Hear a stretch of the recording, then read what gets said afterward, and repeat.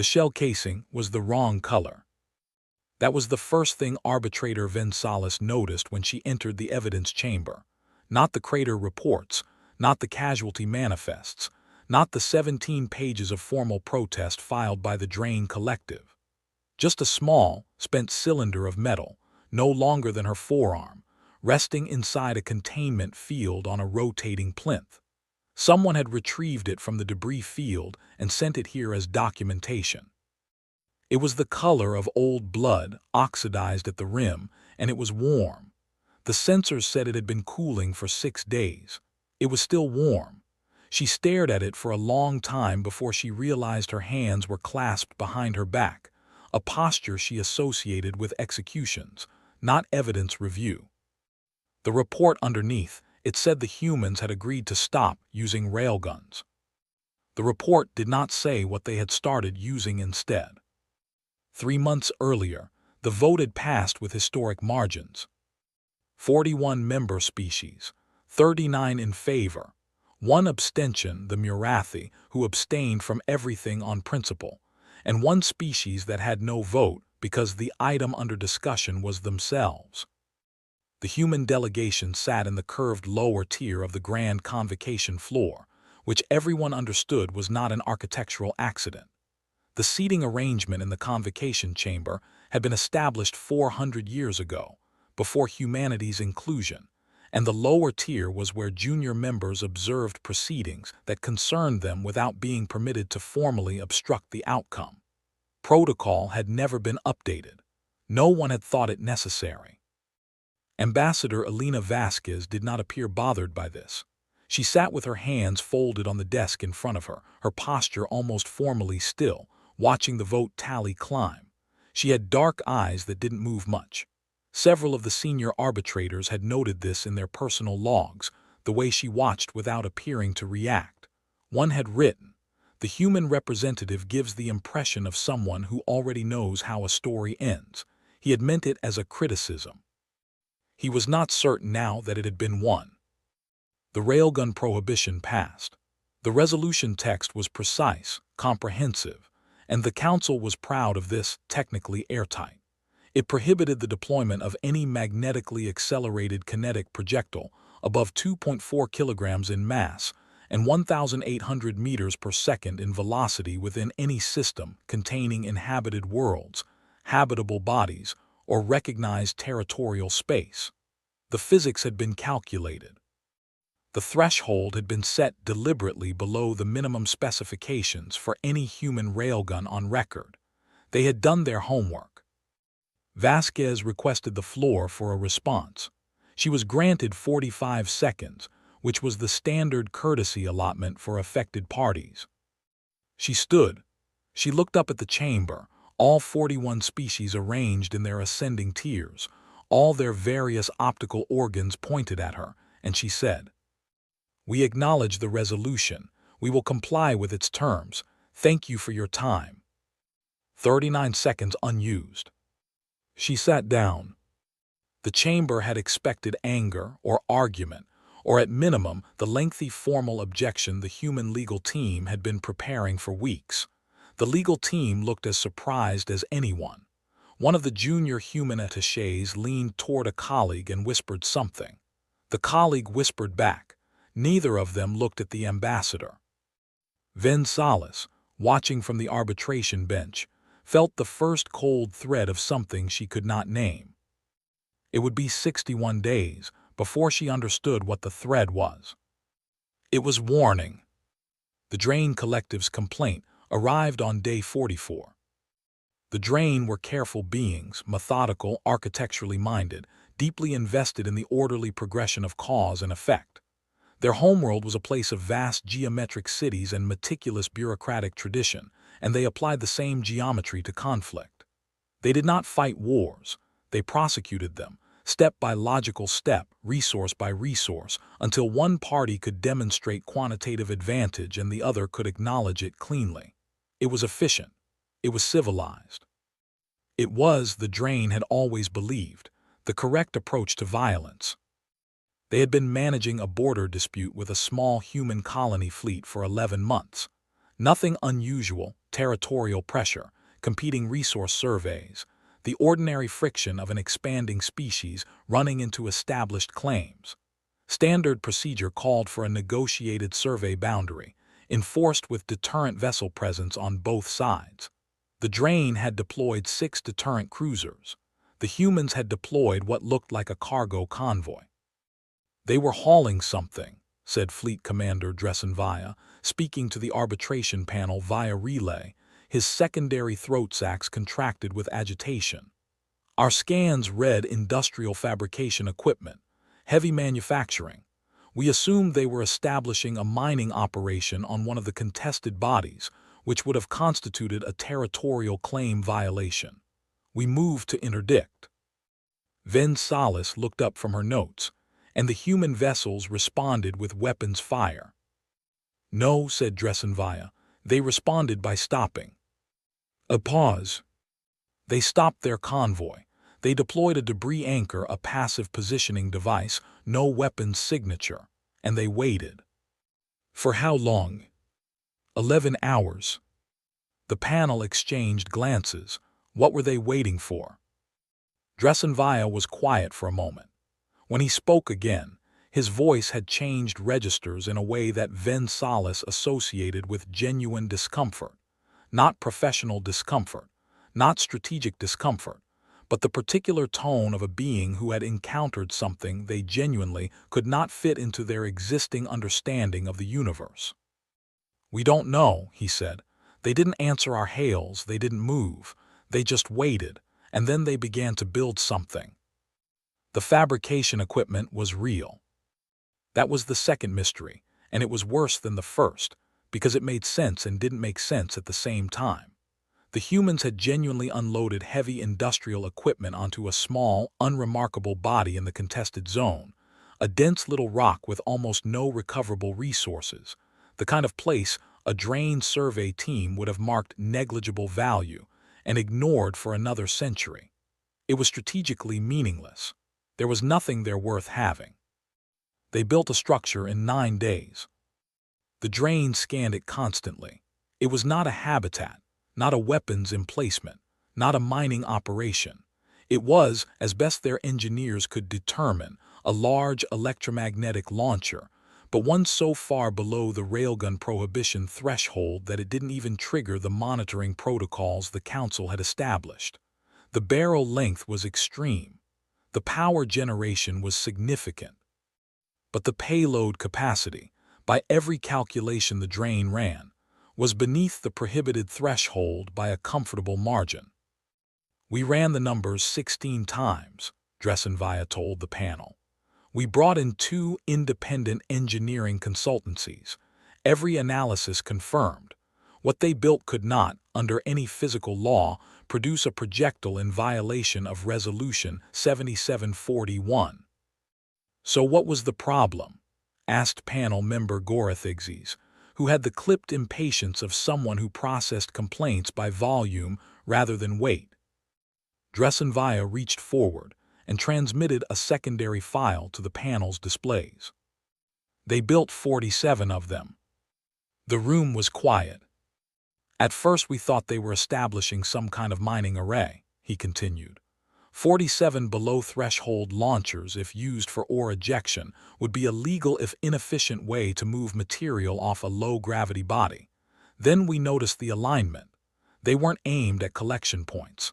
They weren't aimed at their own transport vessels. They were aimed at empty space." Ven Salas stared at her display. "Where in empty space?" "That's what we couldn't determine. The vector calculations kept failing. The trajectories only made physical sense if you assumed." He stopped, clicked his secondary vocal structure once. "If you assumed multiple launch points were contributing to a single coordinated impact event at a target location approximately 8 light minutes away. 47 independent subthreshold launchers, 8 light minutes."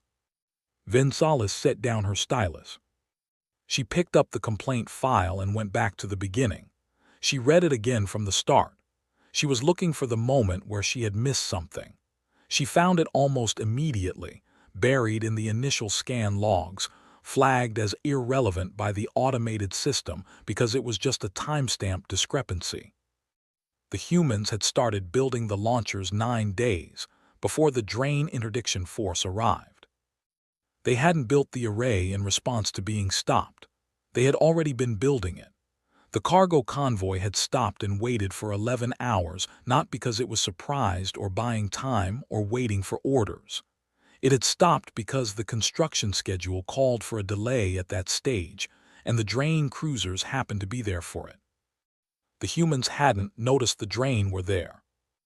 They were already doing something else entirely, something the Drain had walked into the middle of and completely misread.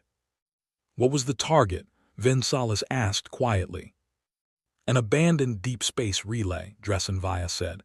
Pre-compact infrastructure, listed as decommissioned in the Council registry. No inhabitants, no territorial significance. They launched a coordinated volley from all 47 positions simultaneously. The relay was destroyed. A practice target. Yes. They were testing the array. Yes. And they needed a target large enough to verify impact coordination, but small enough that destroying it would raise no objections. Yes. The panel member Gorethigzi said slowly. The railgun prohibition specifies projectile mass and velocity parameters. It does not specify the number of projectiles, Vinsalis finished, or whether those projectiles might be coordinated in flight to produce a combined impact effect exceeding the individual parameters. The room was very quiet. They knew, said Gorethigzis, it was not quite a question. They knew before the vote was taken, Vinsalis said. They voted yes. They complied. They were already building the replacement. She thought about the ambassador, her still hands, her unused 39 seconds.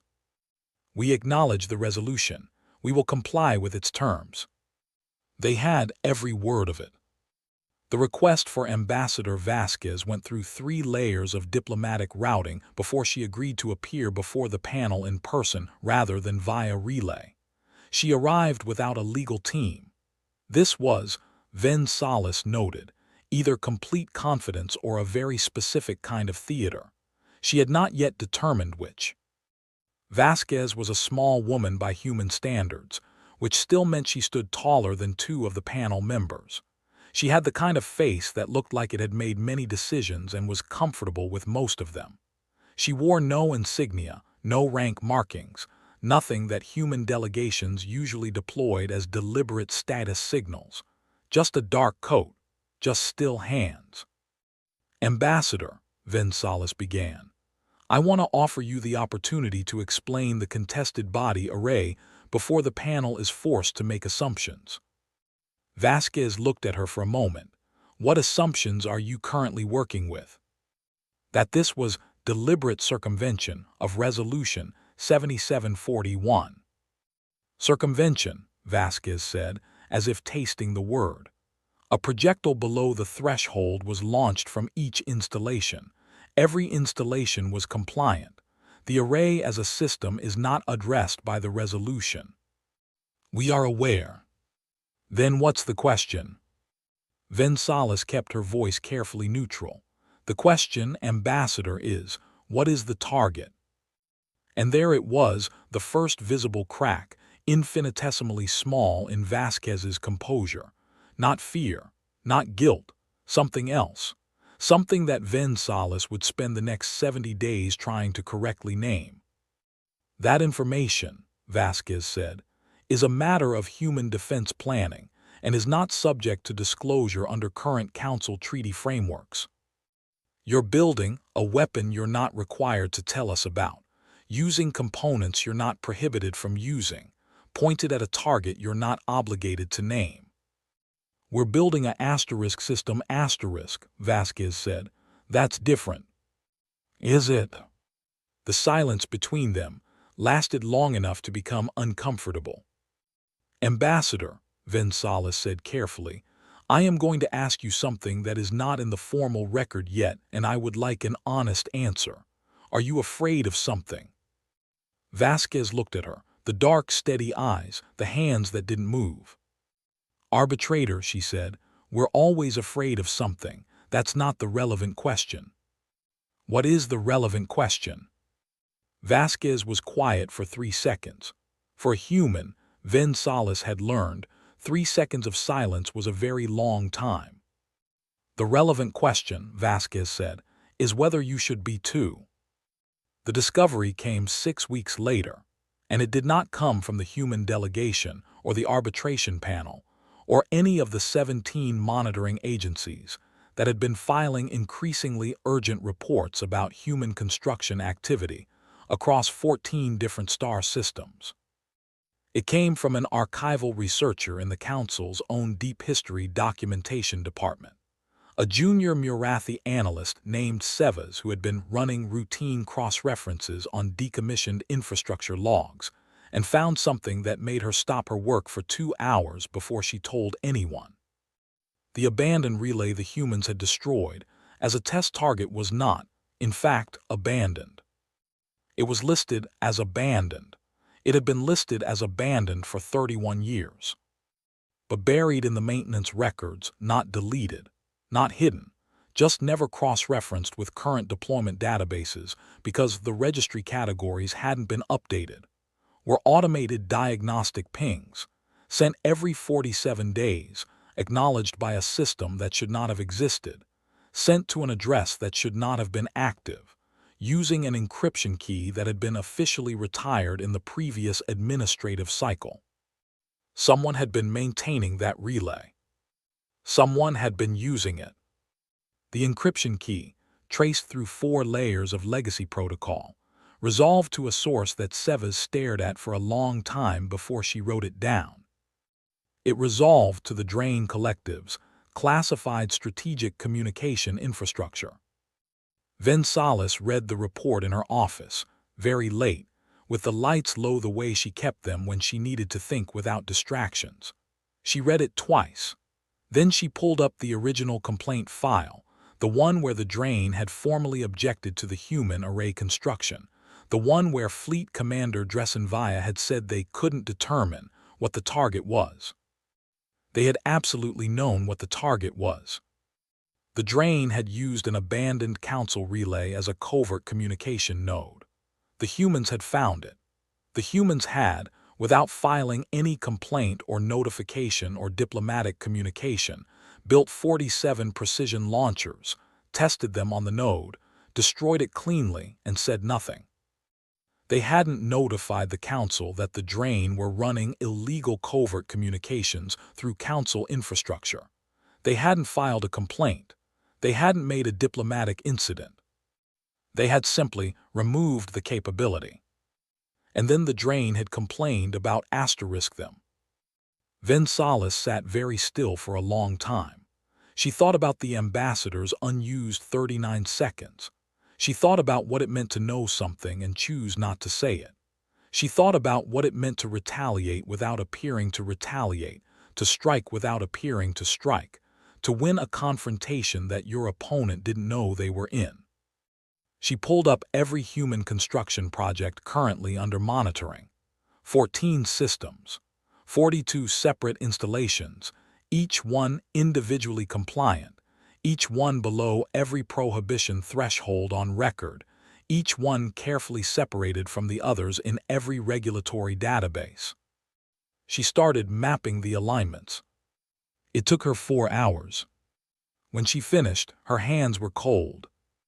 The arrays didn't point at empty space, or at abandoned infrastructure, or at meaningless test targets. They pointed at each other, overlapping, interlocking, creating a fire geometry so complex that it had never resolved in any single monitoring system's analysis, because no single monitoring system was looking at all 14 systems simultaneously. Individually, each array was a legal installation. Together, they were something that had no name in the Council's existing weapons classification framework, because nothing like it had ever existed before. It wasn't a gun. It wasn't 47 guns. It was a single weapon that existed in no one place, that could not be destroyed by targeting any one component, that was already built and already aimed and had been for weeks. She needed to know the target. She spent another 2 hours on that. She almost didn't find it because she kept looking at inhabited systems, strategic choke points, high-value infrastructure.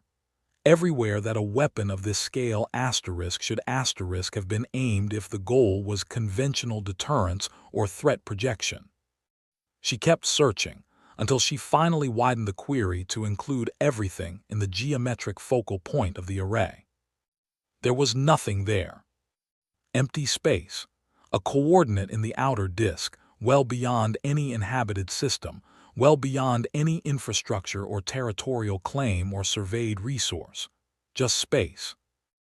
A specific location in space, notable only for being the calculated transit vector of a gravitational anomaly that the Council's deep survey teams had been monitoring for 11 years. A dark mass, designation DSMRF-7, no official threat rating, no official response plan, no official anything because 11 years of survey data had not conclusively determined whether it was a stellar remnant or something else. The human arrays had been aimed at DSMRF-7 since, before Resolution 7740, one was voted on. Vinsalis sat with that for a long time. They hadn't built the arrays because of the railgun ban. The railgun ban had happened during construction. They hadn't changed their plans. They had simply changed the hardware, shifted from direct mass driver technology to the distributed array system, worked around the prohibition without a day's delay, and kept building toward a target that no one else in the galaxy had formally acknowledged was a threat. She thought about the ambassador's last words to her. The relevant question is whether you should be too. She called Vasquez at the 3rd hour of the night cycle. The ambassador answered immediately. She was not asleep. Vinsalis had suspected she would not be. You knew about DSMRF-7, Vinsalis said. No preamble, no diplomatic softening. It was late and she was frightened and she was tired of moving slowly toward things. Vasquez was quiet for a moment. Then, how long did it take you to find it? 4 hours. We found it 8 months ago. Vinsalis absorbed that, and you didn't tell the council because the council would have formed a committee, Vasquez said. The committee would have commissioned surveys. The surveys would have been reviewed. The review would have been submitted for consensus assessment. The consensus assessment would have been challenged by 3 member species with competing resource priorities. The challenge would have triggered a secondary review process. A pause. We've been watching it for 8 months, arbitrator. In 8 months it has moved. We have trajectory data. We have mass estimates.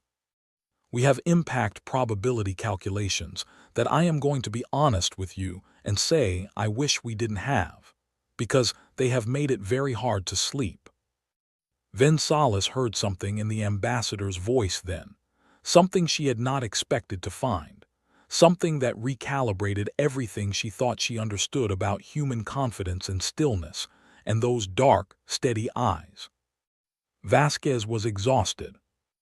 Not operationally exhausted. The kind of exhausted that lived in a person when they had been carrying knowledge alone for a long time, when the weight of what they knew had nowhere to go, when they had made the decision to act unilaterally because they had looked at every other option and found them all too slow. How long do we have? Vinsalis asked. The arrays will be fully operational in 19 days, Vasquez said. The intercept window is 23 days from now. We have 4 days of margin. And if the arrays aren't ready, then the impact probability climbs to what my mathematicians keep calling non-trivially different from certain, which is a very careful way of saying that we'd be looking at an extinction-level strike on a populated system. A breath. Specifically, a drain-populated system. The drain, who had complained about the arrays, who had tried to slow the construction. Vinsalis felt the floor shift under everything she thought she knew about the last 3 months. They filed the complaint, she said slowly, and you didn't fight it. You agreed to comply, you just kept building in a different form. Stopping wasn't an option. You could have told us about the threat you could have. I told you, Vasquez said. Committee, survey, review, challenge, secondary review. Do you want me to continue? A long silence. We were also not entirely certain, the ambassador said, and something in her voice went quiet and heavy and human in a way that was difficult to listen to. The trajectory data has ambiguities. The mass estimates have error bars. We could be wrong. We have been building a weapon of significant destructive capacity aimed at an object that might, according to the lower bound of our error range, be a dead stellar remnant that will pass through this region and cause no harm to anyone. Vinsalis understood then. She understood all of it all at once, and it settled over her like cold. The humans had not been certain. They had been building anyway. They had spent enormous resources, rerouted construction fleets, re-engineered their entire kinetic weapons architecture around a regulatory prohibition, all on the possibility, not the certainty, that they were right. Because the cost of being right and doing nothing was extinction. And the cost of being wrong and doing something was a weapons array pointed at empty space and an embarrassing entry in the council record. The humans had looked at those two costs and not hesitated. You were willing to be wrong, Vinsalis said. We were willing to be wrong in a way that didn't kill anyone, Vasquez said. That's a different thing than being reckless. The arrays fired on day 22. Vinsalis watched from the monitoring station, surrounded by the best deep survey equipment the council owned. The data feeds from all 14 installations streaming simultaneously to her display for the first time since anyone had thought to look at them together. She had spent 19 days doing something she was not authorized to do and did not ask permission for. She had shared the trajectory data with every major modeling team in the Council Science Division, quietly, framed as a theoretical exercise, and collected their independent conclusions. She had not shown them the human calculations. She had not told them what she was actually asking. 12 of 13 modeling teams reached the same conclusion the humans had reached. One reached a conclusion that was worse. The humans fired at 400 station time. She watched 47 simultaneous launch signatures light up across 14 star systems, each one individually a legal sub-threshold kinetic projectile, each one joining the others in the long dark, converging across 8 light minutes of carefully calculated geometry on a point in space that no one had ever bothered to name. She watched the impact resolution come back 89 minutes after the last launch. She watched it for a long time. Then she opened a communication channel to the human delegation office. It was early. Vasquez answered anyway because apparently the ambassador had been watching too. You were right, Vinsalis said. A pause, not the pause of surprise. The pause of someone who had known and had held that knowledge in a particular way for a very long time and was only now allowed to set it down. We usually are, Vasquez said, about things that keep us up at night, a breath. That's not confidence, arbitrator, that's the problem. The formal council inquiry opened 14 days after the impact. The charge was circumvention of Resolution 7741.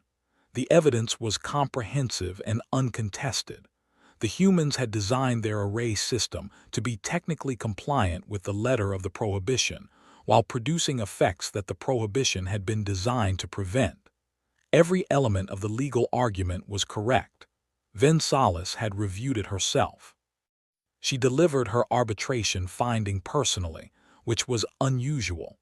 Findings of this type were normally transmitted through administrative channels. She stood in the lower tier, the junior member tier, the observation tier, the tier that was not an architectural accident, and she looked up at 41 species in their ascending seats, and she thought about how the room was built, and who had built it, and what they had assumed when they built it. Panel finds, she said, that the human contested body array system was constructed in deliberate compliance with the technical specifications of Resolution 7741, while producing kinetic effects beyond the resolution's stated parameters. She paused. The panel further finds that those effects were directed at a non-territorial deep space object whose destruction prevented, with high estimated probability, an extinction-level strike on drained collective populated space. Another pause. The panel has reviewed 12 independent trajectory analyses, all conducted after the fact by Council's scientific bodies with no access to human source data. 11 support the human threat assessment substantially. The 12th suggests the threat may have been larger than the human estimates indicated. The room was quiet in the way that rooms were quiet before they weren't. The panel's finding on the charge of circumvention is as follows. She set down the document. She looked up. The charge is sustained. The humans did circumvent Resolution 7741. The Council should be aware of this because it means that any future weapons prohibition, if passed in the same form, will be circumvented in the same manner. The humans will find the boundary of the law, build exactly to that boundary, and achieve the prohibited effect through means the prohibition did not specify, because the humans appear to approach regulatory frameworks the way engineers approach physical problems, not as limits on what can be done, but as constraints to be designed around. She let that sit. The panel offers this not as condemnation, as technical information, for the Council's future planning. She looked at the place where the drained delegation sat. The panel also notes for the record that the species whose populated space was most directly protected by the human action in question was the same species that filed the complaint that attempted to slow the construction. She did not say anything else about that. She didn't need to. The panel's recommended sanction for the circumvention finding is a formal notation in the human membership record. The panel does not recommend suspension, restriction, or further prohibition, on the grounds that the next prohibition will also be circumvented, and on the further grounds that the Council does not currently have a better plan for DSMRF-7's debris field, which will require continued monitoring and possible additional intercept actions over the next 12 to 20 years. A pause. Humans have been asked if they are willing to continue this work. They said yes. They seemed, she said carefully, almost relieved to be asked. She found Vasquez afterward, in the corridor outside the chamber, standing in the specific way people stood when they had been holding themselves very straight for a long time and were only now allowing their weight to settle.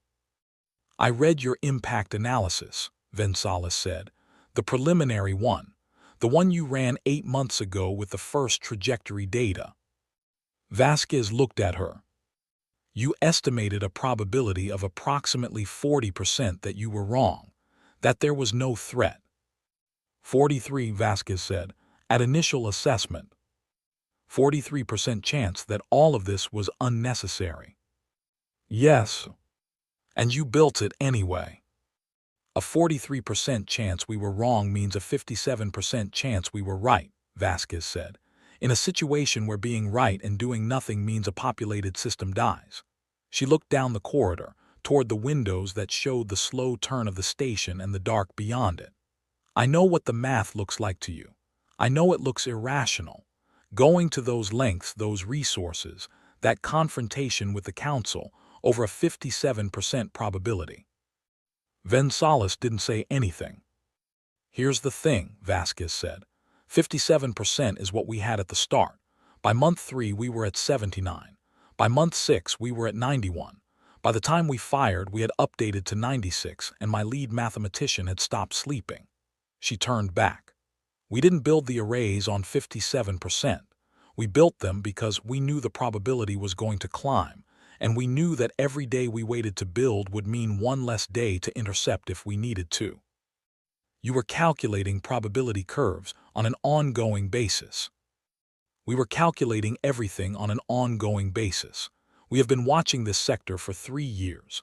The Deep Survey anomaly designations go back 7 years in our records under different catalog entries that hadn't been cross-referenced. When we found the connection, we went back and reran all of it. Her voice dropped slightly. What we found was that DSM-7 had been detectable, not confirmed, but detectable for 11 years. Which means someone else should have found it too. Vinsalis felt the cold again. You're saying the council had data.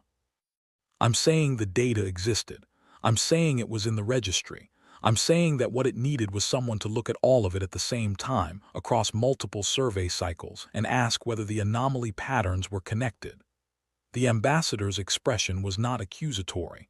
It was something more careful than that. Your survey teams don't do that systematically. They catalog. They flag. They don't integrate across time windows longer than a standard survey cycle. And humans do. Humans, Vasquez started again. Humans are very good at being afraid of something for a long time.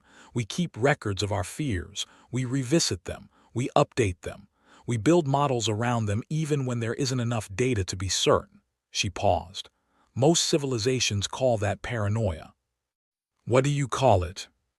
Vasquez was quiet for a moment. We call it Tuesday. There was a second array.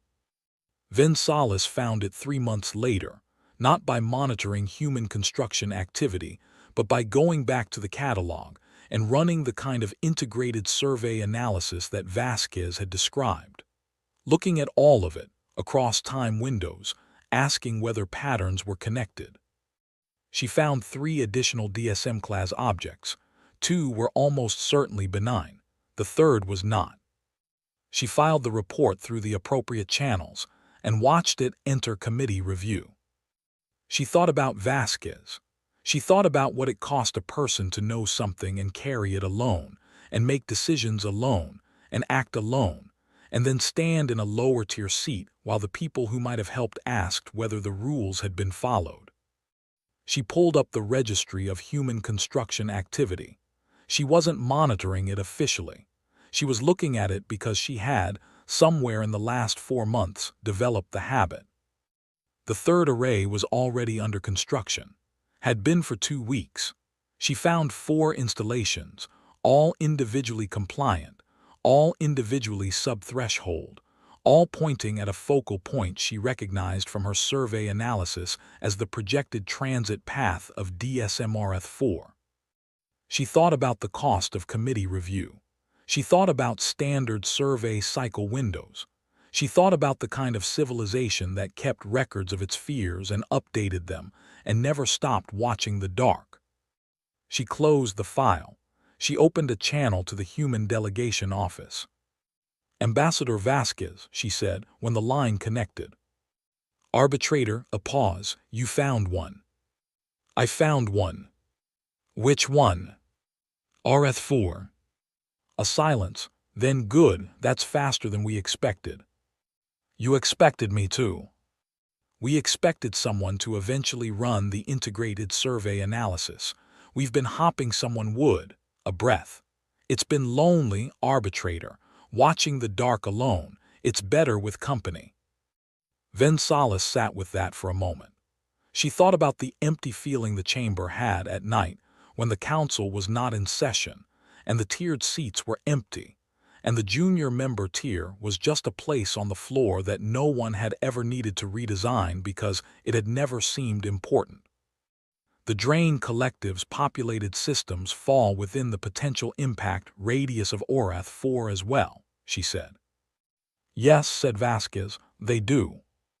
They'll object to the new array. They will. And you'll comply with whatever the council decides. We'll comply with the letter of whatever the council decides, Vasquez said, and she sounded tired and wry and deeply, permanently awake. We always do. Vinsalis drafted her recommendation to the Science Directorate that night. It was not a short document.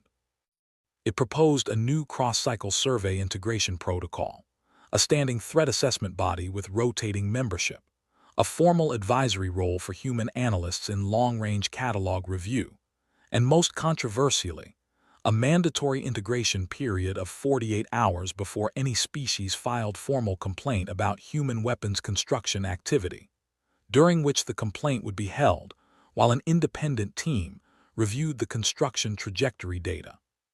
She knew it would face objections. She knew the drain would oppose the last provision specifically. She knew the committee process would take months. She filed it anyway. In the section marked rationale for urgency, she wrote a single sentence that she suspected would be quoted in council proceedings for decades to come, and that she had spent most of the night deciding whether to include. The humans are not the most advanced species in this council, nor the most powerful, nor the most numerous, and they were not the first to reach the stars, and they will not be the last to face the dark. But they are, as best I can determine, the only species that refuse to stop watching for things that might kill us all, even when watching cost them everything, even when we called it paranoia, even when we put them in the lower tier and told them to observe and not obstruct. And it would be a significant failure of institutional judgment to continue treating that quality as a violation of good order rather than as the only reason any of us are still here. She transmitted it at 300. She went to the window, she looked at the dark. She had always found space peaceful, the absence of sound, the vast and structured silence of it. She had never once, in 30 years of deep survey work, looked at that darkness and felt it looking back. She looked at it now. She thought about what it meant to watch something for a long time, to keep updating your fear, to never let yourself believe that absence of evidence was evidence of absence. She thought about the humans in their lower tier, their still hands, their unused 39 seconds, their arrays pointing at coordinates that no one else had thought to look at. She thought about what it cost them, and what they had never asked to be reimbursed for that cost, and how they had sat in the observation tier watching the vote pass and said thank you for your time and gone immediately back to building. The galaxy was very large and very old and very full of things that moved in the dark without announcing themselves, and the humans were very small and very tired and completely unwilling to look away. That was not strength exactly. It was something older than strength, something that had no clean name in the Council's 1,700 documented languages, though several came close in their words for the refusal to stop, for the animal persistence of a creature that has decided that this hill is worth dying on, and has been dying on it longer than anyone expected, and is still, somehow, standing. The Murathi word for it was *Sarathval*, which translated most directly as *, the grief of a thing that has accepted it will not be thanked, but continues anyway. The humans, as far as Ven Salas knew, did not have a single word for it. They didn't seem to need one. They just kept building.